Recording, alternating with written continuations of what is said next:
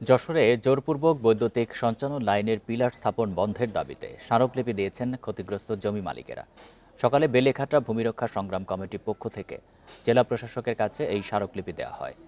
এতে বলা হয়, যশোর মেডিকেল কলেজ সংলগ্ন হরিণার বিলের মধ্য দিয়ে 3,20,000 ভোল্টেজের বৈদ্যুতিক পিলার স্থাপনের কাজ করছে ঠিকাদার প্রতিষ্ঠান।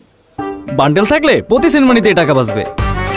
বিকাশ সেনমানি বান্ডেল কিনে জিতুন প্রতি লেনদেনে। তবে জমির মালিকদের না জানিয়ে জোরপূর্বক কাজ করছে প্রতিষ্ঠানটি। উচ্চ ক্ষমতা সম্পন্ন বিদ্যুতের এই সঞ্চালন লাইনটি নির্মাণ করা হলে জমিগুলো ব্যবহার অনুপযোগী হয়ে পড়বে। জমি অধিগ্রহণ ছাড়া নির্মাণ কাজ বন্ধ করার দাবি তাদের।